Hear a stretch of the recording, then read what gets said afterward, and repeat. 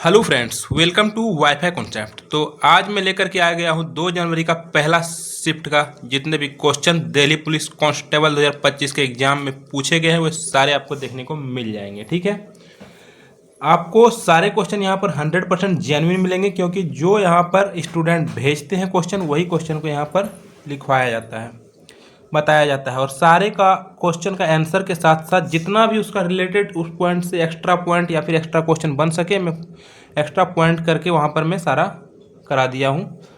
आगे अभी हम लोग देखेंगे। यहाँ पर क्वेश्चन आपको देखने के लिए आया था आज को, जैसे कि जनवरी 2026 की स्थिति के अनुसार इसरो के अध्यक्ष कौन है, यानी कि 2026 तक में इसरो का अभी वर्तमान में अध्यक्ष कौन है, ये पूछा गया है। तो जब हम लोग इसको पढ़ेंगे तो इसरो का सारा डिटेल्स हम लोग देख लेंगे। इस प्रकार से ये सब क्वेश्चन आया था। तो चलिए हम लोग देखते हैं सबसे पहला प्रश्न। और आप लोग को बता देते हैं, जो भी जुड़ रहे हैं थोड़ा सा चैनल को भी सब्सक्राइब लाइक कर दीजिए, ताकि हम मुझे भी मोटिवेशन मिल सके। ठीक है, तो चलिए देखते हैं आज क्या क्वेश्चन आया था। तो देख सकते हैं आप यहाँ पर कि दिल्ली पुलिस कांस्टेबल 2025 2 जनवरी फर्स्ट शिफ्ट, टोटल आपको यहाँ पर 40 प्रश्न देखने को मिल जाएंगे। ठीक है, आपका इसका पीडीएफ चाहिए तो पीडीएफ भी मिल जाएगा। उसके लिए आपको क्या करना होगा, मेरा टेलीग्राम ग्रुप ज्वाइन करना होगा या व्हाट्सएप ग्रुप ज्वाइन कर लीजिए, जिसका लिंक आपको डिस्क्रिप्शन बॉक्स में मिल जाएगा। ठीक है, वहाँ से आपको इसका पीडीएफ मिल जाएगा। तो चलिए देखते हैं पहला प्रश्न क्या था। सबसे पहला प्रश्न बड़ा ही अच्छा था कि तेलंगाना आधिकारिक तौर पर आंध्र प्रदेश से अलग होकर भारत का 29वां राज्य कब बना। तो सभी को पता होना चाहिए कि 29वां राज्य जो बना था वह 2 जून 2014 को बना था। कब? 2 जून 2014 को जो है आपका तेलंगाना आंध्र प्रदेश से अलग होकर के 29वां राज्य के रूप में बना था। ठीक है ना। और इसकी राजधानी कहाँ है? तो हैदराबाद। तेलंगाना का गठन कब हुआ? तो 2014 में 2 जून 2014 को। किस अधिनियम के तहत? तो आंध्र प्रदेश पुनर्गठन अधिनियम के तहत। और तेलंगाना का पहले मुख्यमंत्री थे चंद्रशेखर राव। जैसे कि मैं बोला हूँ, एक एक क्वेश्चन में आपको बहुत सारा एक्स्ट्रा पॉइंट कराऊंगा, ताकि उसी पॉइंट से रिलेटेड क्वेश्चन नेक्स्ट शिफ्ट में आ सकता है और आ ही रहे हैं, तो इसलिए आप लोग एक्स्ट्रा पॉइंट को भी जरूर पढ़ के जाइएगा पीडीएफ से। ठीक है, चलिए दूसरा क्वेश्चन आया था करंट अफेयर से था कि जनवरी 2026 की स्थिति के अनुसार भारतीय अंतरिक्ष अनुसंधान संगठन यानी कि इसरो के अध्यक्ष कौन है। तो वर्तमान में इसरो के अध्यक्ष है डॉक्टर एस सोमनाथ है। कौन है? Doctor S Somnath. तो इसका सही आंसर यही हो जाएगा। ये 24 में ही आपका ज्वाइन किए थे इसरो। इसरो का गठन कब हुआ था? तो आपका 1969 में इसरो का गठन हुआ है, जिसका हेडक्वार्टर कहाँ है? बेंगलुरु में है। ठीक है, और चंद्रयान 3 मिशन के समय भी अध्यक्ष कौन थे? डॉक्टर एम सोमनाथ ही थे। एक आपका बुक आया था कि इंडिया विंस फ्रीडम के लेखक कौन है। तो इंडिया विंस फ्रीडम के लेखक है मौलाना अबुल कलाम आज़ाद। ठीक है, कौन है? मौलाना अबुल कलाम आज़ाद। और यह इसकी जो है स्वतंत्रता की घटनाओं पर, भारत की स्वतंत्रता की घटनाओं पर आधारित यह बुक है। और मौलाना अबुल कलाम आज़ाद आप लोग को पता है कि प्रथम शिक्षा मंत्री भी रह चुके हैं। और इसी की जो है जयंती के रूप में 11 नवंबर को राष्ट्रीय शिक्षा दिवस के रूप में मनाया जाता है, ये भी याद रखिएगा। नेक्स्ट क्वेश्चन आया था क्वेश्चन नंबर 4, वर्ष 1968 के राष्ट्रीय खेल भारत के किस शहर में आयोजित किया गया था। तो ये काफ़ी थोड़ा सा 1968 का दे दिया गया है। तो ये चेन्नई मद्रास में आपका इसका आयोजन हुआ था। ठीक है, फिर कुछ एक्स्ट्रा पॉइंट देखते हैं। 1968 में 23वीं राष्ट्रीय खेल आयोजित हुआ था। कब? कहाँ पर? तो चेन्नई मद्रास में। हाल ही में अभी 38वां अंतर्राष्ट्रीय खेल जो है का आयोजन कहाँ हुआ था, तो पूछ देगा तो कहाँ हुआ था? उत्तराखंड। ये करंट अफेयर से आ जाएगा कि 38वां राष्ट्रीय खेल 2025 का आयोजन कहाँ हुआ था? तो उत्तराखंड में। ये पॉइंट याद रखिएगा। ठीक है, राष्ट्रीय खेलों की शुरुआत लाहौर से हुआ था 1924 में। क्वेश्चन नंबर 5 पूछा गया था कि 2023 में पारित मुख्य चुनाव आयुक्त और अन्य चुनाव आयुक्त नियुक्ति, सेवा की शर्तें और कार्यकाल अधिनियम के अनुसार चयन समिति से किसे हटाया गया। तो देखिए, पहले जो था आपका चुनाव आयुक्त मुख्य आपका 2023 में पारित मुख्य चुनाव आयुक्त और अन्य चुनाव आयुक्त जो थे, उसमें से किसको हटाया गया? देखिए हम बता देते हैं। इसमें से आपको भारत के मुख्य न्यायाधीश को हटा दिया गया है। ठीक है, इसमें इस चयन समिति में अभी शामिल कौन कौन है? प्रधानमंत्री, गृह मंत्री और लोकसभा के विपक्ष के नेता। तीन को याद रखना है, प्रधानमंत्री, गृह मंत्री और लोकसभा के विपक्ष के नेता। क्वेश्चन नंबर 6 आया था आज आपका, प्रसिद्ध ऐतिहासिक पुस्तक किताब उल हिंद के लेखक कौन है। सभी को पता होगा किताब उल हिंद के लेखक कौन है? अल बरूनी। कौन है? अल बरूनी। तो इसका आंसर हो जाता है बी नंबर। ठीक है, अल बरूनी जो था यह महमूद गजनवी के साथ भारत आया था, और यह पुस्तक जो है भारत की संस्कृति, समाज और विज्ञान पर आधारित था। इसको अल बरूनी को ही भारतविद के नाम से भी, भारतविद भी कहा जाता है। ठीक है, क्वेश्चन आया था कि रणनीतिक रूप से महत्वपूर्ण सेला सुरंग। तो यहाँ पर सेला सुरंग के बारे में क्वेश्चन पूछा गया था, और ये सुरंग जो है आपका अरुणाचल प्रदेश में है। ठीक है, कहाँ पर? अरुणाचल प्रदेश में है। तो ऑप्शन नंबर सी इसका सही आंसर हो जाएगा। और इसकी ऊंचाई जो है 1300 फीट इसकी ऊंची, 13,000 फीट इसकी ऊंचाई है। कितनी? 13,000 फीट इसकी ऊंचाई है। और यह जो है आपका सुरंग, यह सुरंग तवांग को साल भर जोड़े रखता है। साल भर जोड़े रखता है मतलब मतलब पूरे ईयर इस सुरंग के माध्यम से आप जा सकते हैं, ठीक है ना। इसको बनाया था किसने? ब्रो ने। Road Organisation, Border Road Organisation, जो कि एक संस्था है, ठीक है, इसी के द्वारा बनाया गया था। क्वेश्चन नंबर 8 पूछा गया था कि जनरल मनोज पांडे की सेवानिवृत्ति के बाद भारतीय थल सेना के 30वें प्रमुख के रूप में किसने कार्यभार संभाला? तो किसने संभाला था? इसका सही आंसर हो जाएगा जनरल उपेंद्र द्विवेदी। किसने? जनरल उपेंद्र द्विवेदी ने संभाला था। कार्यभार कब संभाला था? 30 जून 2024 को। अच्छा, जनरल चीफ डिफेंस स्टाफ कौन है वर्तमान में? तो वह है जनरल अनिल चौहान। काफ़ी बार ये क्वेश्चन पूछा गया है कि चीफ डिफेंस स्टाफ वर्तमान में कौन है? जनरल अनिल चौहान। थल सेना दिवस कब मनाया जाता है? 15 नवंबर को। चलिए आप लोग बताइए, वायुसेना दिवस कब मनाया जाता है? ठीक है, वायुसेना दिवस कब मनाया जाता है? आप लोग कमेंट करके जरूर बताइएगा, जिसको भी पता होगा 1 मिनट के लिए वीडियो पॉज करके, ठीक है। और मैं बता देना चाहता हूँ, आप लोग अगर जो भी देख रहे हैं, आप लोग को अच्छा लग रहा है, सही क्वेश्चन मिल रहा है, तो आप लोग एक बार वीडियो को लाइक ज़रूर कीजिएगा, क्योंकि मेहनत लगता है वीडियो बनाने में। और चैनल को सब्सक्राइब करके चैनल से जुड़ जाइएगा। आपका सब्सक्राइब और लाइक हमारे मोटिवेशन को बनाए रखता है, तो इसलिए आप लोग जरूर सब्सक्राइब करके लाइक कर दीजिएगा, ठीक है। PSU का पूर्ण रूप क्या है? फुल फॉर्म क्या होता है PSU का? तो इसका होता है पब्लिक सेक्टर अंडरटेकिंग, ठीक है। एक ऑप्शन था पब्लिक सेक्टर अंडरटेकिंग, वही इसका फुल फॉर्म होता है। देखिए, PSU एक्चुअली में वे कंपनियां होती है जिसमें भारत सरकार का किसी राज्य सरकार की हिस्सेदारी 51% या उससे अधिक होता है। तो PSU एक ऐसी कंपनियां होती है जिसमें भारत सरकार या फिर किसी राज्य सरकार का हिस्सेदारी होता है, उसमें 51% की। देखिए, इसके तहत 3 श्रेणी में बांटा गया है कंपनियां के, महारत्न, नवरत्न और मिनी रत्न। और महारत्न के अंदर जो है आपका जैसे कि भेल हो गया, सेल हो गया, ONGC हो गया, ये सब महारत्न कंपनियां हैं। आप लोग को अगर पता है तो बताइए कि टोटल वर्तमान में अभी भारत में कितनी महारत्न कंपनियां हैं, जरूर बताइएगा जिसको भी पता होगा। चलिए नेक्स्ट क्वेश्चन है आपका क्वेश्चन नंबर 2। अलग अलग क्वेश्चन यहाँ पर जैसे जैसे भेजा गया उसी प्रकार यहाँ पर लिख दिए हैं हम। बिहार का वह कौन सा पारंपरिक लोक नृत्य है जिसमें महिलाएं अपने सिर पर छिद्रों वाले मिट्टी के घड़े को संतुलित करके नृत्य करती है, जिनके अंदर क्या रहती है? जलते हुए दिए। तो मतलब कौन सा एक नृत्य है बिहार में जिसमें क्या करती है महिलाएं कि मटका को माथे पर लेती है और उसमें मटकी में छिद्र रहता है और अंदर में जलता हुआ दिया रहता है मटका के अंदर में, और उस स्थिति में नृत्य करती है। तो वो उसका जो है आंसर सही हो जाएगा झिझिया, ठीक है, वह झिझिया नृत्य है। चलिए आगे देखते हैं। यह नृत्य मुख्य रूप से मिथिला क्षेत्र में प्रसिद्ध है, विशेष रूप से नवरात्रि के दौरान मनाया जाता है, ठीक है। चलिए नेक्स्ट क्वेश्चन आया था, भारतीय संविधान में आपातकालीन उपबंध किस देश से लिया गया? सभी को पता होगा, जर्मनी, ठीक है ना। किससे? जर्मनी देश से लिया गया था आपातकालीन उपबंध, ठीक है। किससे? जर्मनी देश से। जर्मनी का विमर संविधान। तो ऑप्शन नंबर 20 का सही आंसर हो जाएगा। देखिए कुछ और हम लोग आर्टिकल पढ़ लेते हैं, बहुत इंपॉर्टेंट है क्योंकि ये आर्टिकल काफ़ी बार पूछा जाता है। देखिए भाग आपको 18 याद रखना है। भारतीय संविधान के भाग 18 के अंदर क्या आता है? आपातकालीन आता है। आपातकाल जो वर्णन किया गया है वह भाग 18 के अंदर आता है। और यह जो है आर्टिकल 352 से लेकर के 360 तक इसमें वर्णन है। अनुच्छेद 352 से 360 तक आपातकाल का वर्णन करता है, जिसमें कि आर्टिकल 352 जो है राष्ट्रीय आपातकाल को दर्शाता है, आर्टिकल 356 राष्ट्रपति शासन को बताता है, और आर्टिकल 360 वित्तीय यानी कि फाइनेंशियल, ठीक है, वित्तीय आपात को बताता है। तो ये तीनों को याद रखिएगा जरूर, तीनों से अक्सर क्वेश्चन पूछा जाता है एग्जाम में, तो तीनों को याद रखना बहुत जरूरी है। नेक्स्ट एक क्वेश्चन आया था कि इंडिया विंस फ्रीडम पुस्तक किसने लिखा है? तो इसको भी मौलाना अबुल कलाम आज़ाद ने ही लिखा है, ठीक है। उसके लेखक कौन है? मौलाना अबुल कलाम आज़ाद, जो कि भारत के पहले शिक्षा मंत्री थे, आप लोग को पता ही होगा। और इसी के जन्म दिवस के रूप में 11 नवंबर को राष्ट्रीय शिक्षा दिवस के रूप में मनाया जाता है। चलिए अगला क्वेश्चन आया था, 2011 की जनगणना के अनुसार भारत में सबसे अधिक बोली जाने वाली भाषा कौन सी है? तो यह हो जाएगा हिंदी। हिंदी सबसे ज़्यादा भाषा बोली जाती है आपका, और यह 2011 के जनगणना के अकॉर्डिंग पता चला है, जिसमें कि 43.63% लोग हिंदी बोली जाती है। अच्छा, दूसरी सबसे ज़्यादा कौन सी भाषा बोली जाती है? तो वह बंगाली है। बंगाली दूसरी सबसे ज़्यादा बोली जाने वाली भाषा है, ठीक है, भारत के अंदर। भारतीय संविधान में भाषा को जो है 8वीं अनुसूची के अंदर रखा गया है, और इस 8वीं अनुसूची में टोटल 22 भाषा जो है का उल्लेख मिलता है। देखिए रबी फसल खरीफ फसल से डेली एक क्वेश्चन देखने को मिल रहा है, तो इसको जरा अच्छा से पढ़ के जाइएगा, जो भी एक्स्ट्रा पॉइंट होगा मैं यहाँ पर करा दूंगा। गेहूं चना जौ जैसी फसलें को जो अक्टूबर नवंबर में बोई जाती है, गेहूं चना जौ कब बोली जाती है? अक्टूबर महीने में बोई जाती है। और ये जो फसल है गेहूं चना जौ, ये कौन सी किस प्रकार की फसल है? खरीफ फसल, रबी फसल है, जायद फसल है? तो ये रबी फसल है, ठीक है, रबी फसल है। तो गेहूं चना जौ ये सब जो होता है रबी फसल के अंदर आता है। उसके बाद रबी फसल को कटाई जो होती है मार्च अप्रैल में हो जाती है। अब खरीफ फसल की बात करें, इसके जून जुलाई में बोई जाती है। खरीफ फसल में क्या आता है? धान हो गया, कपास हो गया, मक्का हो गया, सब खरीफ फसल आता है। और जायद फसल में आता है तरबूज और ककड़ी, ठीक है।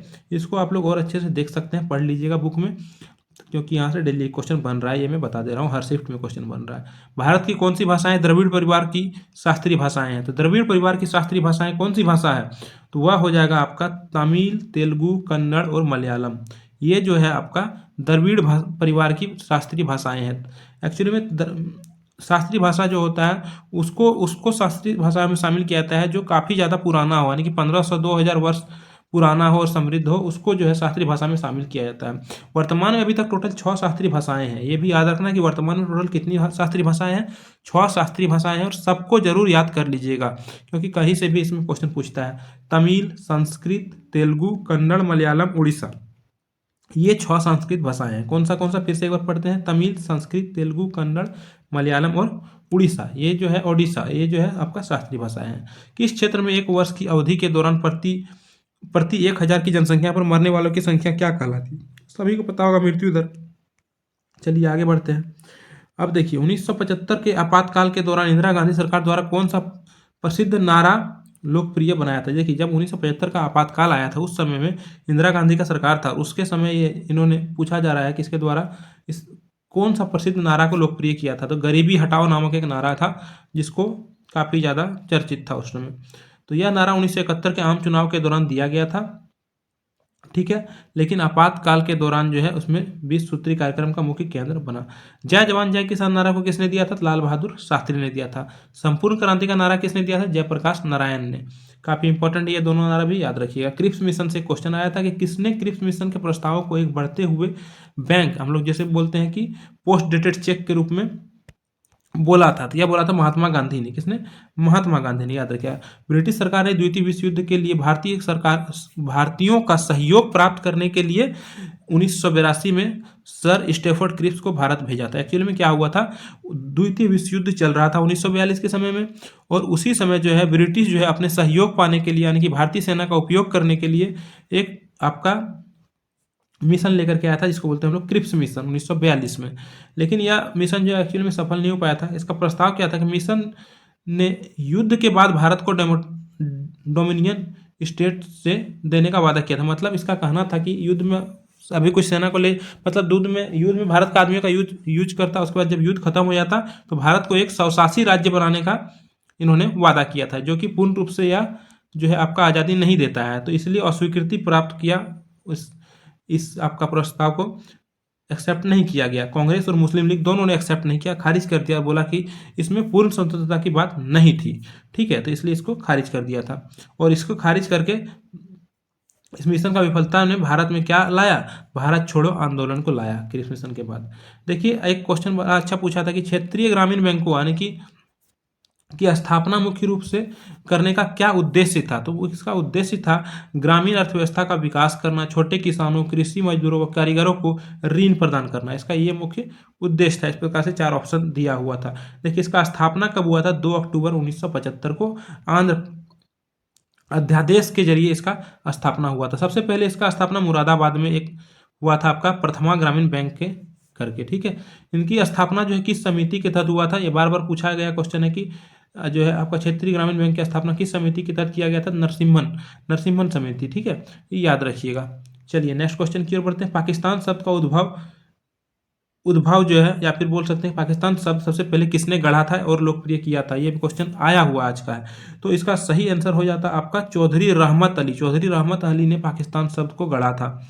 एक्चुअली में 1933 में जो है कैम्ब्रिज के छात्र था चौधरी रहमत अली, और उसने नाव और नेवर नामक एक पर्चे में इस शब्द का प्रयोग किया था, ठीक है। जिसमें कि पी का मतलब होता है पंजाब, ए का मतलब अफगान, और के का मतलब कश्मीर, एस का मतलब सिंध, और तान का मतलब बलूचिस्तान। मोहम्मद इकबाल, इन्होंने 1930 के इलाहाबाद अधिवेशन में सबसे पहली बार उत्तर पश्चिम भारत में एक अलग मुस्लिम राज्य का विचार रखा था। सबसे पहले एक अलग मुस्लिम राज्य का विचार किसने रखा था? मोहम्मद इकबाल ने। कब? 1930 के लाहौर कांग्रेस का लाहौर अधिवेशन में, ठीक है। लेकिन बाद में पाकिस्तान शब्द का प्रयोग हुआ था, उस समय नहीं हुआ था। जिन्ना की भूमिका यही थी कि मोहम्मद अली जिन्ना ने बाद में इस शब्द को राजनीतिक आंदोलन का आधार बना लिया था। एक क्वेश्चन यहाँ पर आ गया आपका स्पीड से, मैथ से, इसको छोड़ देते हैं, नेक्स्ट देखते हैं। नेक्स्ट सीपीआई का फुल फॉर्म क्या होता है? तो होता है इसका कंज्यूमर प्राइस इंडेक्स। क्या होता है?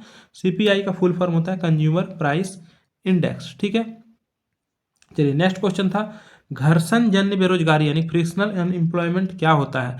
देखिए यह एक ऐसा एम्प्लॉयमेंट है, ये बेरोजगारी है जिसमें कि कोई भी व्यक्ति जिस समय, अभी मान लीजिए कोई भी व्यक्ति कोई जॉब में है, प्रेजेंट टाइम में जॉब कर रहे हैं, लेकिन उसके बाद भी वो अंदर वो लगा हुआ है कि हम कोई दूसरा और अच्छा स्थिति में दूसरा जॉब करने का प्रयास में वो लगा हुआ है, तो उस बेरोजगारी को हम लोग बोलते हैं घर्षण बेरोजगारी। यानी कि ये इसका आंसर हो जाएगा, यह तब होती है जब श्रमिक अपनी वर्तमान नौकरी को छोड़कर दूसरी नौकरी की तलाश में होता है। ठीक है, ऑप्शन नंबर बी इसका सही आंसर हो जाएगा।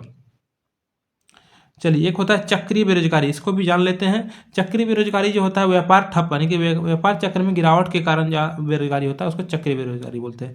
शिक्षित बेरोजगारी वह होता है जिसमें कि लोग जिस लेवल से का शिक्षा प्राप्त किए उस लेवल का योग्यता के अनुसार उसको जब जॉब नहीं मिलता है तो उस कंडीशन को बोलते हैं हम लोग शिक्षित बेरोजगारी। कुचिपुड़ी नृत्य से क्वेश्चन आया था और काफ़ी बारी क्वेश्चन आते रहता है कुचिपुड़ी नृत्य से, जो कि आंध्र प्रदेश का एक काफ़ी ज़्यादा प्रसिद्ध शास्त्रीय नृत्य है।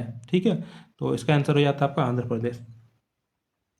विशेषता है कि पीतल की थाली के किनारों पर रखकर नृत्य करना प्रमुख लोकप्रियता इसकी है। कुछ इंपॉर्टेंट और हम यहाँ पर लोक नृत्य के बारे में बता देते हैं जो कि अक्सर बार बार रिपीटेड होता है। केरल का लोक नृत्य है कथकली मोहिनीअट्टम। ये काफी बार आता है क्वेश्चन कि कथक के लिए कहाँ का लोक नृत्य है? तो केरल का। मोहिनीअट्टम कहाँ का है? केरल का। भरतनाट्यम कहाँ का है? तमिलनाडु का। ओडिसी कहाँ का है? उड़ीसा का। एफडीआई का फुल फॉर्म पूछा गया था, तो इसका फुल फॉर्म होता है आपका फॉरेन डायरेक्ट इन्वेस्टमेंट। क्या? फॉरेन डायरेक्ट इन्वेस्टमेंट एफडीआई का फुल फॉर्म होता है। चलिए गोलमेज सम्मेलन से क्वेश्चन पूछा गया था, महात्मा गांधी के बारे में आप लोग पढ़ के जाइएगा, मॉडर्न हिस्ट्री पढ़ के जाइएगा, क्योंकि काफी ज्यादा क्वेश्चन वहां से आ रहा है। तो गोलमेज सम्मेलन में पूछा गया था कि महात्मा गांधी ने किस गोलमेज सम्मेलन में भाग लिया था? सभी को पता होगा कि दूसरा गोलमेज सम्मेलन में महात्मा गांधी जो है आपका लंदन गए हुए थे और वहीं पर जाकर के पार्टिसिपेट किए थे। द्वितीय गोलमेज सम्मेलन का आयोजन कहाँ हुआ था? 1931 में लंदन में हुआ था। यह जो गोलमेज जाने का जिसका गया था वह किस समझौते के तहत गया था? गांधी इरविन समझौते के तहत गया था, जो कि 1931 में यह समझौता हुआ था। ठीक है, बाद में एक्चुअली में ये वापस आ गए थे विफलता के कारण, और यहाँ आकर के फिर इन्होंने क्या किया था, एक पॉइंट सविनय अवज्ञा आंदोलन शुरुआत किया था। एक पॉइंट याद रखना है यहाँ पर कि डॉक्टर भीमराव अंबेडकर जो है 3 गोलमेज सम्मेलन हुआ था, तीनों में भाग लिया था। ठीक है, the God of Kathmandu, the God father of Kathmandu नामक पुस्तक का उपन्यास का लेखक कौन है? यह क्वेश्चन भी आया था, तो इसका हो जाता जॉन डर्बे। कौन? जॉन डर्बे ने लिखा था God of Kathmandu, God father of Kathmandu. चलिए नेक्स्ट क्वेश्चन आता है केरल के किस त्योहार में प्रसिद्ध नाव दौड़ आयोजित किया जाता है? तो केरल में ओनम, ओनम प्रसिद्ध है जिसमें कि नाव दौड़ का आयोजन किया जाता है। वल्लभ काली सर्प नौकादौड़ के नाम से जाना जाता है। चलिए नेक्स्ट क्वेश्चन आपका, हम लोग आगे की ओर बढ़ते हैं। चलिए नेक्स्ट क्वेश्चन है आपका, निम्नलिखित में से कौन सी संस्था विकास, खुशहाली और शांति से संबंधित सूचकांक जारी करने वाली संस्था है? तो देखिए डेवलपमेंट, हैप्पीनेस और पीस, ये तीनों इंडेक्स कौन जारी करता है? United Nation Development Programme. ठीक है,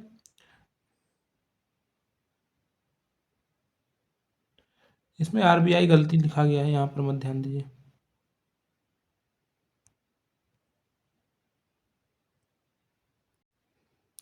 सॉरी, यहाँ पर थोड़ा सा गलत हो गया है कि विकास, खुशहाली और शांति से संबंधित सूचकांक जारी करने वाली संस्था में शामिल नहीं है, पूछा गया है।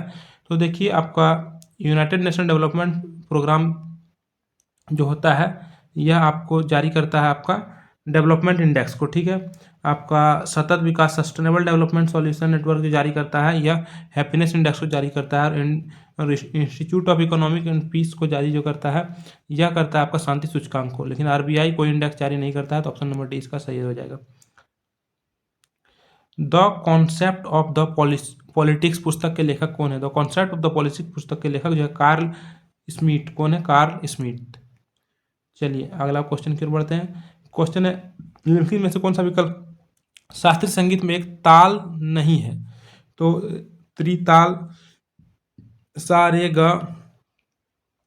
गा एक ताल नहीं है। ठीक है, दादरा ये सब ताल है, लेकिन सारे गा एक ताल नहीं है। ठीक है, ऑप्शन नंबर बी इसका सही आंसर हो जाएगा। सारे गा जो है एक ताल नहीं है, संगीत के साथ मुख्य स्वर होते हैं, ये आप लोग को भी पता होगा।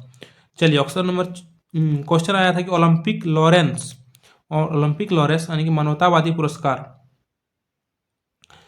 पहली बार किस ओलंपिक खेल में प्रदान किया गया था? तो पहली बार रियो ओलंपिक 2016 में प्रदान किया गया था ओलंपिक लॉरेंस नामक पुरस्कार को। ठीक है, चलिए नेक्स्ट क्वेश्चन की ओर बढ़ते हैं। 20 सूत्री कार्यक्रम 20 पॉइंट प्रोग्राम किस पंचवर्षीय योजना में से संबंधित है और इसका मुख्य उद्देश्य क्या है? देखिए काफ़ी ज़्यादा पंचवर्षीय योजना से क्वेश्चन पूछा जा रहा है, जरूर आप लोग ध्यान में रखिएगा और पढ़ के जाइएगा।